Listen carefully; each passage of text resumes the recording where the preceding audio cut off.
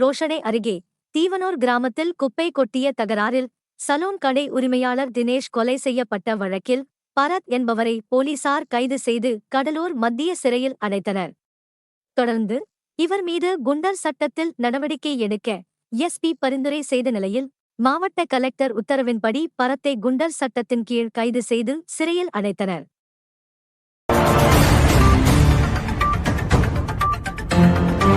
விழுப்புரம் அருகே 16 வயது பள்ளி மாணவி கர்ப்பமான வழக்கில் 21 வயது கல்லூரி மாணவர் கைது செய்யப்பட்டுள்ளார். 12ஆம் வகுப்பு படிக்கும் சிறுமிக்கு உடல்நலக்குறைவு ஏற்பட்டதைத் தொடர்ந்து மருத்துவ பரிசோதனை செய்ததில் அவர் 3 மாத கர்ப்பமாக இருப்பது தெரியவந்தது. இதையடுத்து சிறுமியின் குடும்பத்தினர் அளித்த புகாரின் பேரில் செஞ்சி அனைத்து மகளிர் காவல் நிலைய போலீசார் வழக்குப் பதிவு செய்து விசாரணை நடத்தினர். விசாரணையில் கல்லூரி மாணவருடன் சிறுமி பழக்கத்தில் இருந்தது தெரியவந்ததாக போலீசார் தெரிவித்தனர். இதனைத் தொடர்ந்து அந்த இளைஞர் போக்சோ சட்டத்தின் கீழ் கைது செய்யப்பட்டு விசாரணை நடைபெற்று வருகிறது. இந்தச் சம்பவம் சிறார்களின் பாதுகாப்பு மற்றும் சட்ட விழிப்புணர்வு குறித்து பெற்றோர், கல்வி நிறுவனங்கள் மற்றும் சமூகத்தின் கவனம் மேலும் அதிகரிக்க வேண்டிய அவசியத்தை மீண்டும் எடுத்துக்காட்டுகிறது.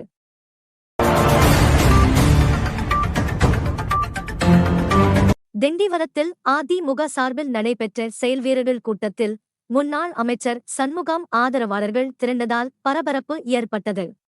மாவட்ட செயலாளர் பசுபதி பங்கேற்ற இந்த கூட்டத்தில் சண்முகம் குறித்து விமர்சனம் செய்யப்படலாம் என கூறி அவரது ஆதரவாளர்கள் மண்டபம் அருகே திரண்டனர். போலீசார் அவர்களை தடுத்து நிறுத்தி பேச்சுவார்த்தை நடத்தினர்.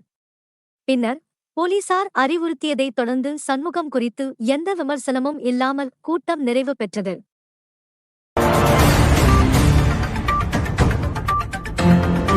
விக்கிரவாண்டி அருகே வீடூரில் சீரான குடிநீர் வழங்கக் கோரி பொதுமக்கள் காலி குடங்களுடன் அரசு பேருந்தை சிறைப்பிடித்து போராட்டத்தில் ஈடுபட்டனர்.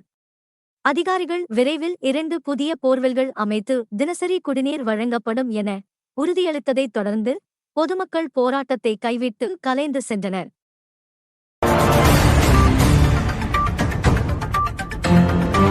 விக்கிரவாண்டி அருகே உள்ள வீடூர் அணையில் 38 கோடி ரூபாய் மதிப்பில் நடைபெற்று வரும் அணை கதவுகள் புதுப்பிப்பு மற்றும் மறுசீரமைப்பு பணிகளை மாவட்ட கலெக்டர் ஷேக் அப்துல் ரஹ்மான் நேரில் பார்வையிட்டு ஆய்வு செய்தார். பணிகளின் நிலை குறித்து அதிகாரிகளிடம் கேட்டறிந்த அவர் பணிகளை தரமாகவும் விரைந்து முடிக்கவும் தேவையான ஆலோசனைகளை வழங்கினார்.